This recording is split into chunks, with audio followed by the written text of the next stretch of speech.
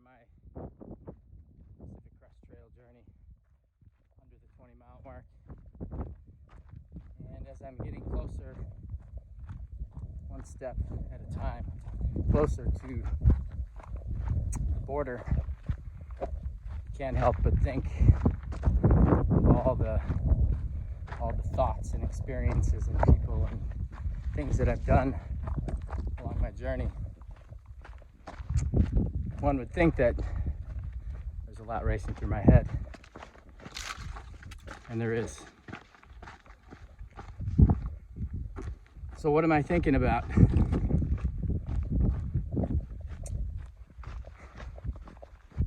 Thinking about the present, right now, each step.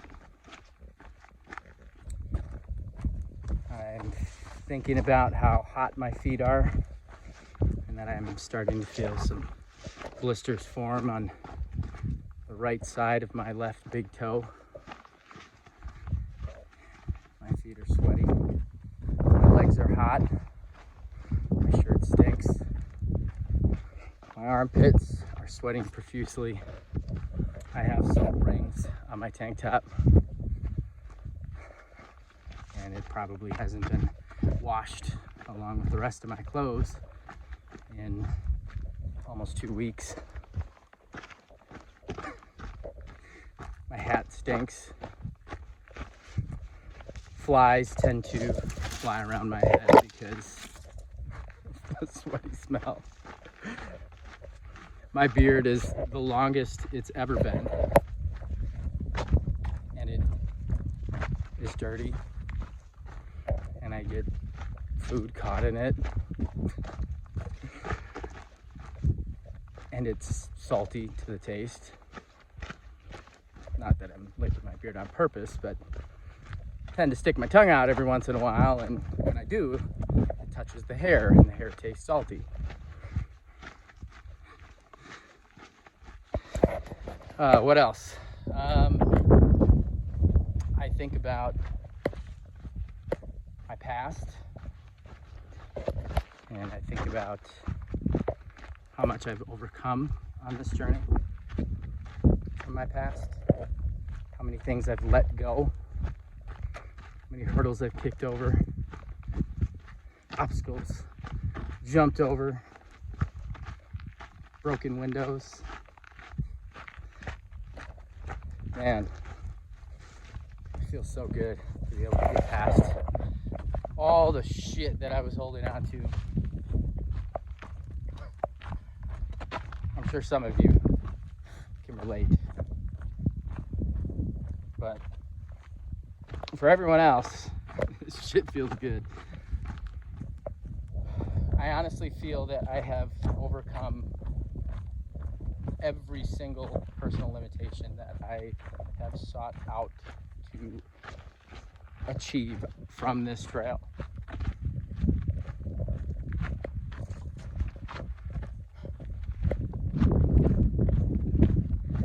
Even coming in, I was very confident about hiking and my equipment, my skills, my ability to cope. Just throw everything out the fucking window. Seriously. Because you learn everything out here. Everything.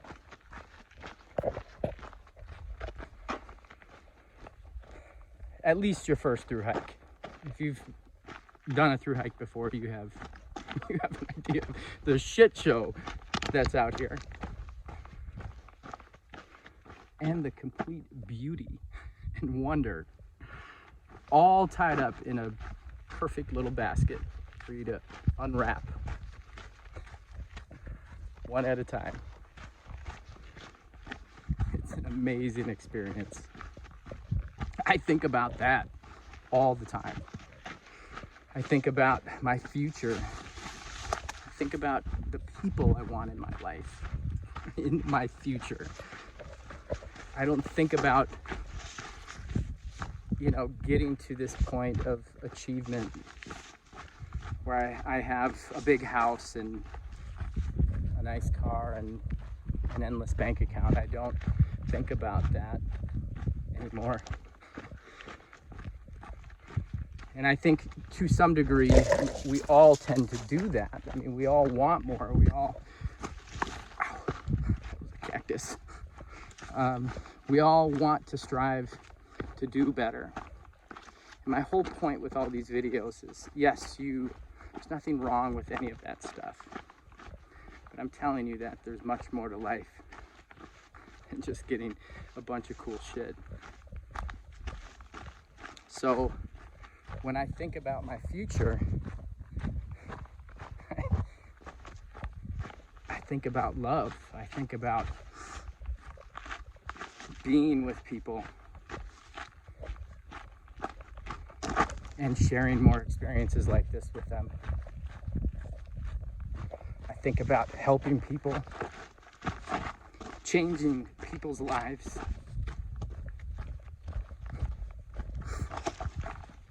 For the better.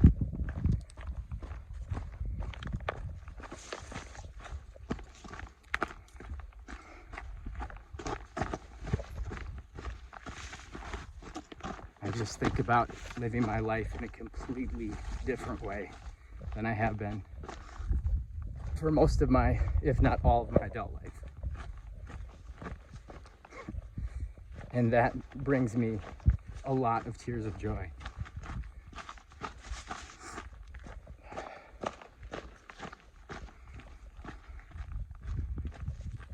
Or it's the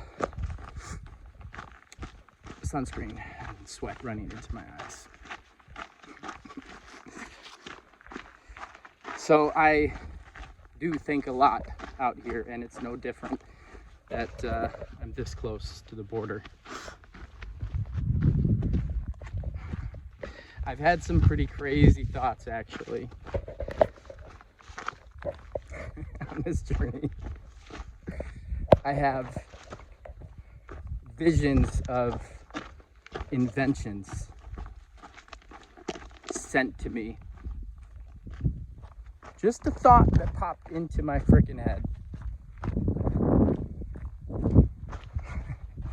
To products, to poetry, music. There's so much creativity in my freaking brain. It was all dumped out on the trail for me to pick up, which was really freaking fun, because that bucket has never been tipped over before or exposed. And there's a lot of cool shit in there that I'm really excited to play with and get to know and develop fucking awesome skills at. I think that is going to fill a lot of my time up when I get back. And I'm gonna figure out a way to make a living doing it. Because if I can spend my time with the people that I love, sharing experiences, not possessions, and continue to follow my bliss and run with my passion, I am going to be the happiest person in the world. And I am going to spread that shit like an awesome fucking virus. And it's going to be amazing for everybody else that's going to be around. That sounds like a lot of fucking fun.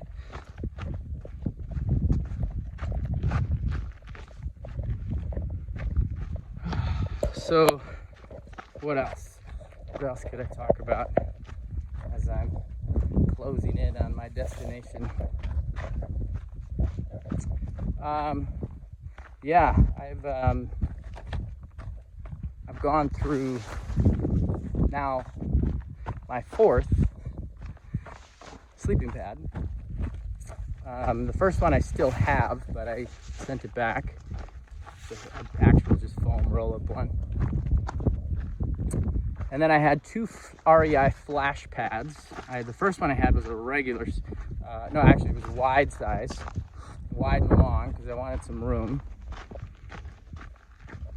And that popped after Washington. So I got a new one. I got the regular size, and that popped after a month and almost 5 weeks. So I got a new one, which was double the cost of the REI one. It was actually really, I was really happy with it. It's a really awesome pad, sleeping pad, blow-up pad, air mattress. And then 2 nights ago, it friggin' popped on me. So upset. So I found the holes, and the sharp stick didn't puncture my footprint or my tent, but somehow popped my freaking air mattress. So I wake up in the middle of the night on the ground, hard, and just laying there. I mean, I was like, 2 nights, come on, 2 more freaking nights. You can't give me 2 more nights, 3 more nights, whatever it was. So that was the first night. I found 2 holes and I patched them, which probably took, I don't know, off of a, you know, sleeping my ass off to complete darkness and have to put my headlamp on and cut little circles for the holes, take everything out of my bag, like 45 minutes maybe, I don't know. So then it worked. Woke up in the morning, it was only a couple more hours, and everything was fine. Maybe felt a little deflated a little bit, I don't know, maybe I didn't blow it up all the way. So anyways, next day, I'm happy. Yeah, I got a sleeping pad ready to go. Not gonna sleep on the ground again. Woke up middle of the night. Yeah, freaking hole all the way on the ground. That was last night. So I slept on the ground. No air in my air mattress. Oh, man. So I'm gonna have to look for the hole, the 3rd hole or 4th hole, or however many freaking holes this pad has. Find it and patch it. Call Nemo. And it does got a lifetime warranty, so you better friggin' replace it. Mother, it's friggin' expensive. So yeah, went through 3 air pads, 5 pairs of shoes. I started with Salomon boots, just like $200 boots. Wore them for 400 miles, and they were pretty much waterlogged and wet the entire month of June and into July, the whole state of Washington, pretty much. That was tough on my knees and my joints. I wore big, thick wool socks and seal socks on top of that to hopefully keep my feet from being completely submerged and wet. Didn't work 100%, but I think it definitely did the trick. I didn't have any blisters or really any issues with my feet. My feet really weren't hurting at that time either. It was more or less my knees, my shoulder in the beginning. And then I got rid of the boots once I got to White Pass. No, it was after White Pass, Trout Lake. And switched my shoes up. And then I wore the XA Pros, Salomons, which are like basically the same boot, the same concept. It's Gore-Tex, and it's just not a boot, it's a shoe. Very rigid and vibrant bottoms, hard. And those started to give me some like blisters right at the bone on the side of your foot. So I wore them for 150 miles, and then it was like, you need to get Ultras because they're the best freaking trail running shoe out there. Everybody's wearing them, and you got to get these Smart Feet inserts because everybody's wearing them too. And anyways, that's what you should get. Okay, so whatever. My feet were, not 100%. I'm open to try what everybody else is doing. So, yeah, they wrecked my feet. Horrible shoes.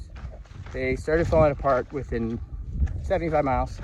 Rips, tears, flattening, complete garbage. And don't buy them. Ultras are no bueno. So regardless of that, it's kind of hard to get shoes off trail. You can actually, or on trail, when you can't try them on. So I wore them for the rest of Oregon and dealt with extreme foot pain in all my bones. And so then I was like, I'm done with Ultras. Literally threw them in the trash. And went to REI and I got the prosciuttos. Those were 10 times better than the Ultras. Very different shoe though. La Sportiva's prosciutto, they're black and orange. Really great shoe. They lasted like 800 miles and they felt awesome. My feet continued to hurt because of the damage that was done from the Ultras. However, my feet did get better with the prosciuttos. And if it wasn't for not having any more tread on the bottom, the shoe would have been perfectly fine. Everything else held up. Super impressed. So when I got to Mammoth, I needed new shoes because I wanted, in the event there was some snow on the rest of the Sierras, I wanted to make sure I had traction. So I got I don't even know they're La Sportivas. They're black, yellow, and red. And hands down, by far, the best shoe that I've had on trail. They're comfortable, they fit like a glove. They're durable. They have perfect amount of cushioning and traction on the bottom. They're not rigid. They're not soft. They're like perfect. They're Goldilocks right in the freaking middle. And I'm also wearing their gaiters, which, I went through, the big pair of gaiters, the Ultras, REI, 4 pairs of gaiters now. The big pair of gaiters was Outdoor Research and Gore-Tex. Definitely a necessity in the snow. Keeping snow out of your pants, a little bit extra layer of protection from dampness, wet, and also gives you another layer too around your ankles and feet, keep that warmth in. I got rid of those when I got rid of my boots, and then when I got the Ultras, I got the little thin junk freaking Ultra gaiters. Wrecked immediately. So again, wasn't a big fan of Ultra at all. Somebody told me they got bought out, and then they started cutting material cost over the last couple of years, and that's why they have gone downhill. I think North Face bought them actually. So I don't know why they do that, but actually I do. So then I got the REI brand, and those were okay. Although the strap that went underneath the foot broke. So whatever company makes these gaiters, all gaiters, you can't use cloth because you're just gonna rip through it. So even paracord, which I've been using on these, which I've had to change out depending on the terrain every day, every other day, because all the rocks. So you need something that's hard, like a hard flat rubber to go on the bottom, to clip in, to keep it on the foot, or some kind of plastic, carbon fiber, whatever it is, like something to keep it from rising up. Because if you don't have that, it's just gonna sit on there like a loose tube sock. The bottom of your shoe, or top of your shoe, bottom of your ankle. But by far this zip up gaiter, the La Sportivas, are the bomb. So big fan of these, ending the trip with good shoes and good gaiters. So happy about that. One of my best purchases that I think was overlooked in the beginning. This is a good one, guys.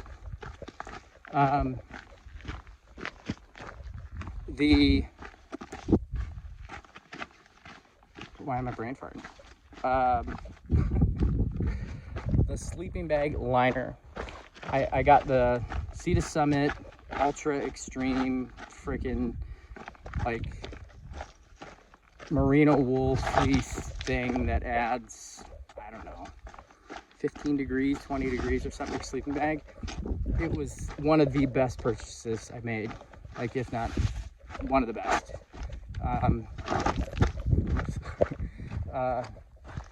You know how you get into a sleeping bag and it's just that nylon kind of makes you sweat sometimes? You wake up clammy. This completely eliminates it.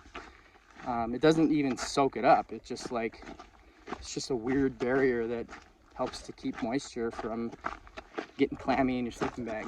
It also adds a freaking awesome amount of warmth, which I can feel even through my 15-degree Sierra Designs Mummy sleeping bag. I can still feel the air come through.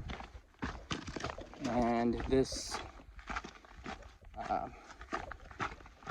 this little insert eliminates that, which is pretty cool. Let's see, my stove, my mess kit. I got the MSR Dragonfly or whatever it's called, the super small. It's like 3 inches, 2 inches or something, and yeah, awesome. Highly recommend that. I used 3, actually that was my second stove, by the way. My water filtration. Started off with the MSR, like huge hand pump, super heavy, backpacking, water filtration. Yeah, that was too heavy. Switched out that to the MSR hand pump. It's like a trail pump or something like that. Don't recommend it at all. It took 8 minutes to fill up a liter, and I was freaking squeezing my hand. Like, yeah, it was like I'm squeezing a stress ball, basically. It was no good. Took forever. It sucked. And I was especially jealous, like in a fun way, when I would roll up to the tent site and I'd see these Nobos who'd been filtering their freaking water for 1,000 miles already, using these $20 gravity squeeze filters, which take 0 energy. I just sat in disbelief and was like, I fucking want that water filter. And it's like so stupid easy. You just put the water in the bag, and if you're really tight on time or impatient, you can squeeze the bag, and then it squeezes the water through the filter into your smart water bottle. I thought that was really weird too. When I was reading all like the comments and like suggestions and gear and stuff that people used, I was like, why the hell is everybody using a smart water bottle? Like, it's a freaking disposable water bottle. Like, why? And I get it. I get it now. It's just, it's easy. It's light, it's plastic, and it hooks right up to this squeeze filter to make it super freaking easy. They sell them in liter skinny bottles, long and skinny. And if you lose it, oh well. I mean, kind of not oh well, because I don't want to be littering out here, but you know, if you spend X amount of dollars on some water bottle, like more than $1.99 or however many you paid for it, like, it's just easy. I get it. And when that one clouds up, you just buy another one for, you know, $1.99, and you're not out, you know, a bunch of money. So I understand that now more than I did in the beginning. So the water filtration, yeah, it turned into like completely giving in to what everybody else was doing for that one, which I'm thankful for, because that was a really good time saver. And that's one thing, like, you know, you think, well, like, aren't you making a campfire? Aren't you doing this? You doing that? Like, you spend most of your day hiking, walking. Like, you have to get 20 miles a day minimum. And if you don't, you're gonna fall behind. So there's not a lot of time to do like leisure stuff, unless you take a zero or a Nero, which not a lot of people do. Me, on the other hand, I took a lot. My shit was hurting. Knock on wood, I'm almost to the border. I don't know how many miles yet, I haven't checked in a while. I knocked on some wood because I have slipped like that probably, I don't know, 500 times probably. At least 30 times a day, sometimes 50. It's gotten better, but in the beginning, I was fucking falling all the time. Like, every 10 steps, I would step on a rock, and my shit would just, whoa, whoa, whoa. Oh, you know I'm from Wisconsin when I say, whoop, whoop. Oh my gosh, this is crazy. Oh, it's freaking hot. I'm getting tan. I'm all fucking red. My face is all red. My friggin' beard is all crazy long. Probably bugs stuck in it. Can't wait to get this thing trimmed up, man. Get my tattoo added on, another 3 or 4 inches on Monday. So I'm stoked about that. That's gonna be representing my journey here. It's another stripe on the belt. Yeah, it's pretty awesome. That's gonna be its own rite of passage in itself. Great way to top this journey off, I'll tell you that. So, all right, guys, I'm gonna end this one, and maybe I will check in with you in a little bit.